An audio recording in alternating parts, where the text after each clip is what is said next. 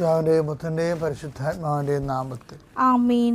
എൻ്റെ പ്രിയപ്പെട്ടവരെ, ഇന്ന് ഓഗസ്റ്റ് 15 വെള്ളിയാഴ്ച. നമുക്ക് അമ്മയോട് ചേർന്ന് പ്രാർത്ഥിക്കാം. അമ്മേ പരിശുദ്ധമ്മേ, അമ്മേ പരിശുദ്ധമ്മേ, ദേവമാതാവേ, ദൈവമാതാവേ, കൃപാസനത്തിലൂടെ ഞങ്ങൾക്കും ഞങ്ങളുടെ ദേശത്തിനും അമ്മ മാധ്യസ്ഥം തേടി തന്ന എല്ലാ അനുഗ്രഹങ്ങൾക്കും കൃപകൾക്കും ഞങ്ങളിപ്പോൾ ഹൃദയം നിറഞ്ഞ നന്ദി പറയുന്നു. അമ്മേ പരിശുദ്ധമ്മേ, ദേവമാതാവേ, 2004 ഡിസംബർ 7 ഉച്ചകഴിഞ്ഞ് 2:30 കൃപാസനത്തിൽ സംഭവിച്ച അമ്മയുടെ പ്രത്യക്ഷപ്പെടലിനെ കുറിച്ച് തിരുസഭയ്ക്ക് സമർപ്പിച്ചിരിക്കുന്ന പഠനരേഖകളുടെ മേൽ സഭാത്മകമായ പഠനം ആരംഭിക്കുവാൻ ഞങ്ങൾ പ്രാർത്ഥിക്കുന്നു. അമ്മേ പരിശുദ്ധമേ, ഭൂസ്വർലോകങ്ങളുടെ രാജ്ഞിയായ അങ്ങേയ്ക്ക് ഭൗമ സംരക്ഷണത്തിനായി പ്രപഞ്ച പ്രകൃതിയെ തന്നെ തിരുസഭ പ്രതിഷ്ഠിക്കുവാൻ ഈ പ്രത്യക്ഷീകരണം വഴി ഇടയാക്കണമേ. പരിശുദ്ധമ്മേ, ജപമാല മാതാവേ, സകല കൃപാസനം പ്രാർത്ഥനകളോടും ചേർത്ത് ഞങ്ങളിപ്പോൾ പ്രാർത്ഥിക്കുന്ന ഈ കുടുംബത്തിന്റെ പ്രത്യേക നിയോഗം. മക്കളെ,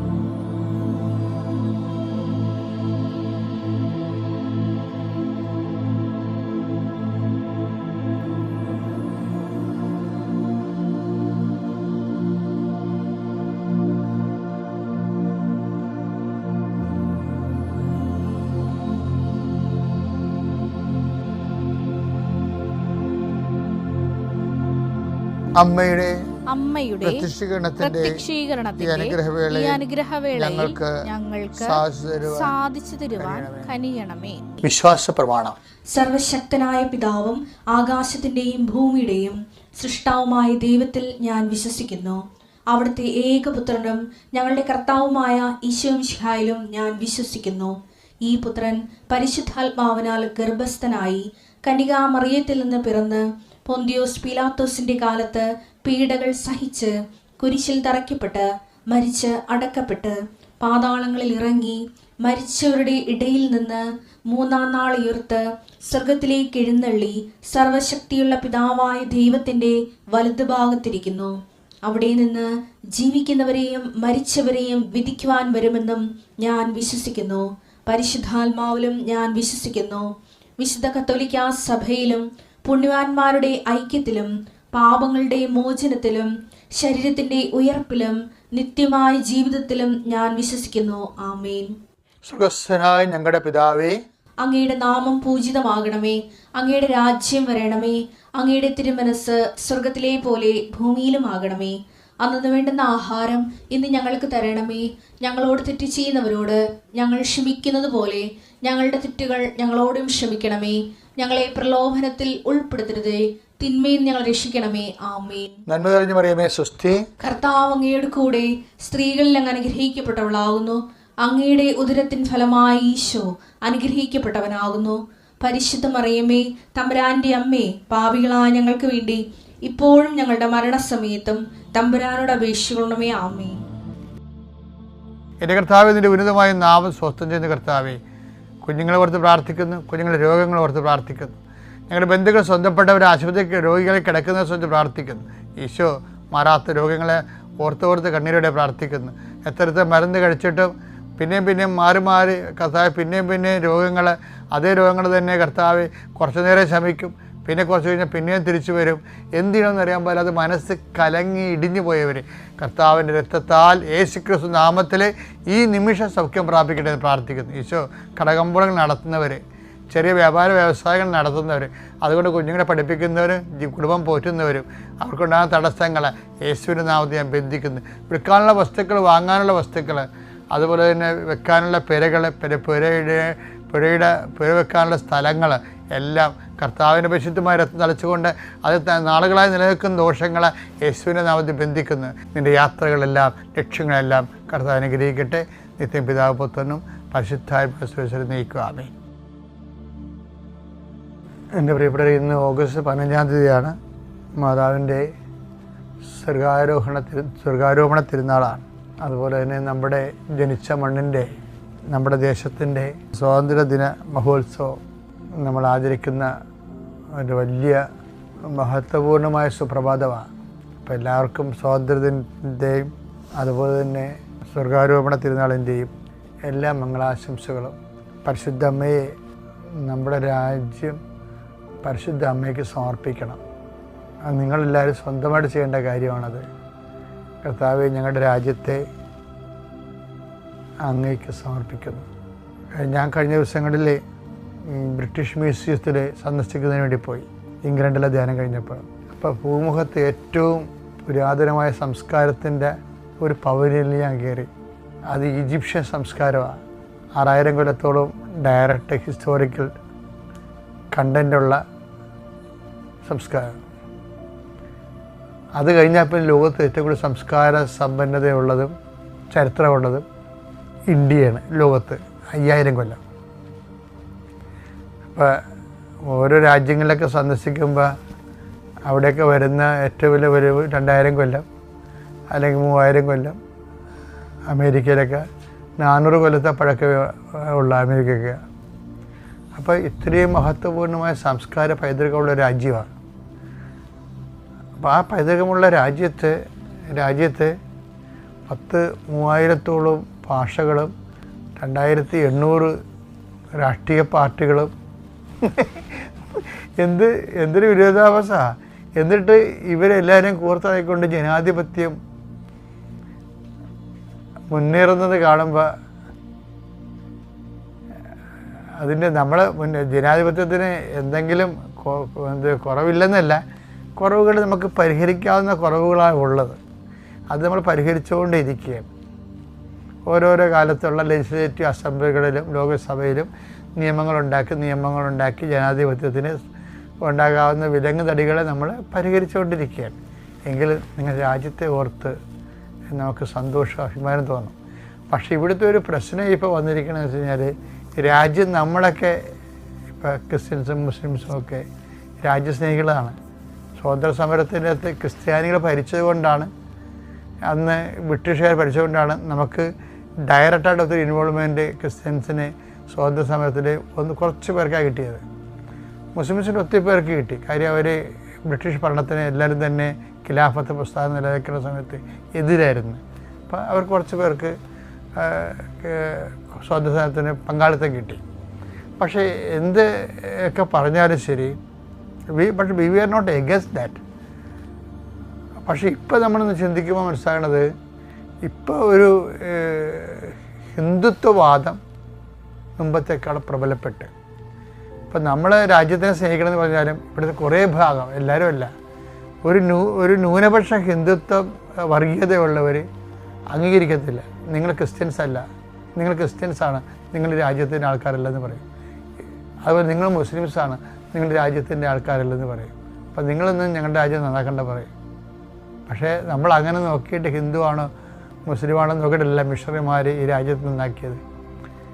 ഇന്ത്യൻ ഹിസ്റ്ററി അസോസിയേഷൻ സ്ഥാപിച്ച ഒരു ഫാദറാണ്, പ്രീസ്റ്റ് അല്ലേ.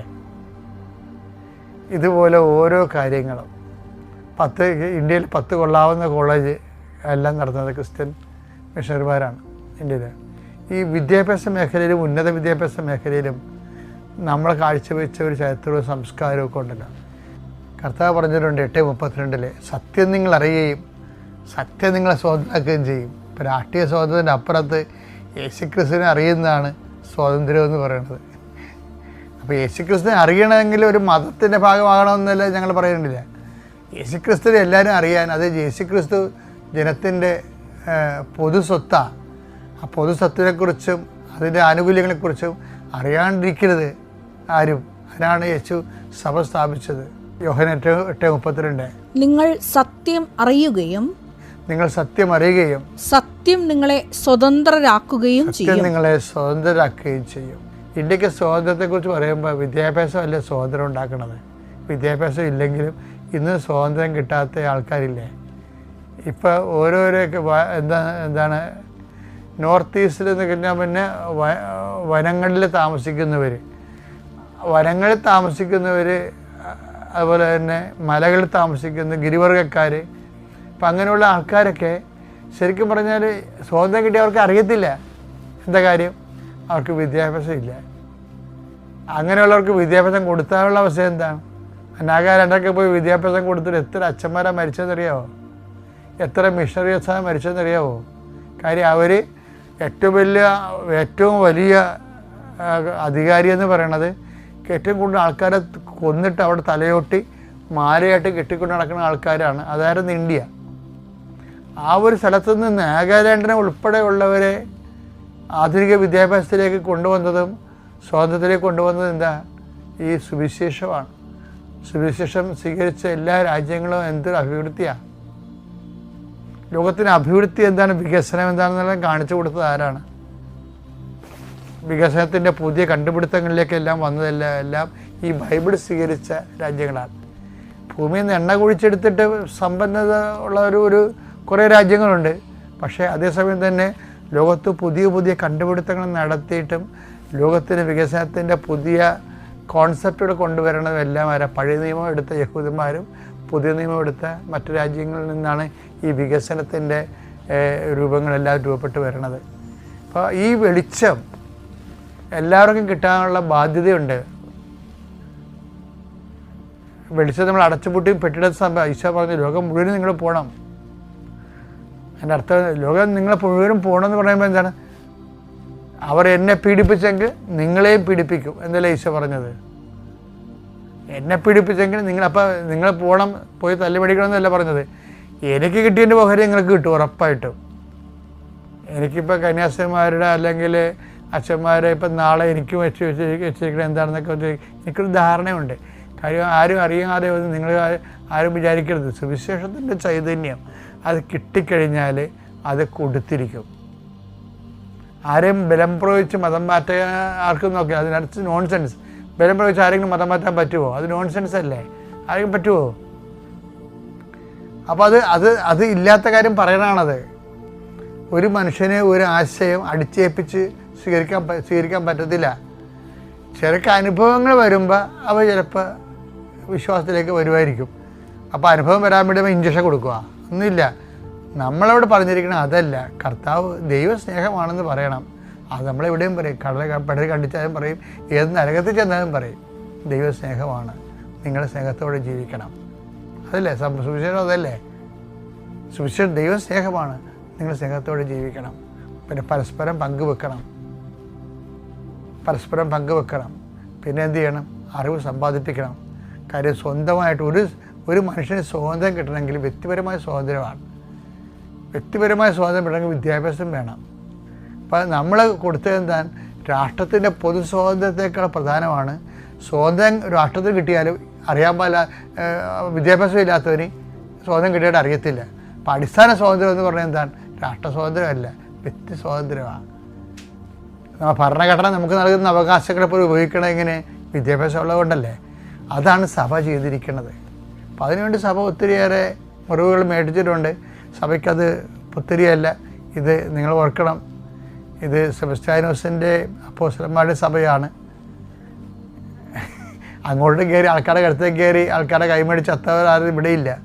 ഇവിടെ ഉള്ളവരെല്ലാം ക്രിസ്തുവിൻ്റെ സ്നേഹത്തിൻ്റെ ചൈതന്യം കോങ്കോ വനത്തിലും ആമസോൺ വനങ്ങളിലും ഒറ്റക്ക് പോയി നടന്ന് സുവിശേഷ വേല നടത്തിയിട്ട് അവരുടെ കൈകൊണ്ട് മരിച്ച് ആ രക്തത്തിൽ തന്നെ അവർ വിശുദ്ധിയിലേക്ക് കടന്നു വന്നിട്ടുള്ള ലോകത്തിനെ മാറ്റിമറിച്ചിട്ടുള്ള ഒരു സഭയാണിത്.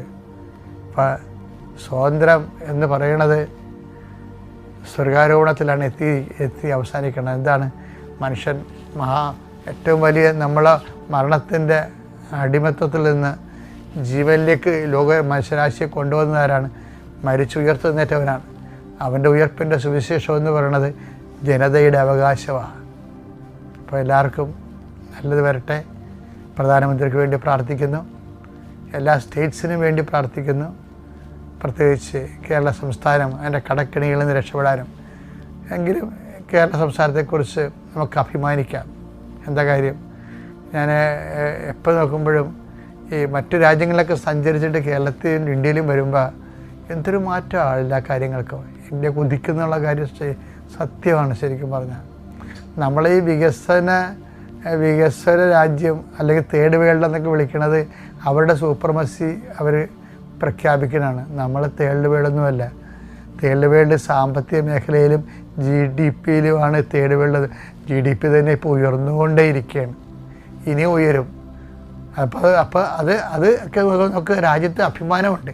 അതിപ്പോൾ ഞങ്ങൾ കുറച്ച് പേരുടെ വർഗീയതയുടെ അധ്വാനമാണെന്ന് നിങ്ങൾ പറയരുത്. That is nonsense. ഇന്ത്യയുടെ ജനത മുഴുവനും ഈ രാജ്യത്തിന് വേണ്ടി അധ്വാനിക്കാനാണ്. അങ്ങനെ അതാണ് നമ്മുടെ കൾച്ചർ എന്ന് പറയുന്നത്. എല്ലാവരെയും ഒരുമിച്ച് ചേർക്കുകയും ഒരുമിച്ച് അവരുടെ എല്ലാവർക്കും എന്തെല്ലാം കോൺട്രിബ്യൂട്ട് ചെയ്യാൻ അതിനെ അംഗീകരിക്കുകയും രാജ്യത്തിൻ്റെ ഉയർച്ചയ്ക്ക് വേണ്ടി തോളോട് ചേർത്ത് പിടിക്കുകയും ചെയ്തുകൊണ്ട് പോകാൻ ഇന്ത്യ അധികാരികൾ കഴിയട്ടെ, അവരെ നയിക്കുന്ന പാർട്ടികൾ കഴിയട്ടെ എന്ന് പ്രാർത്ഥിക്കുന്നു. ദൈവം നമ്മളെ അനുഗ്രഹിക്കട്ടെ.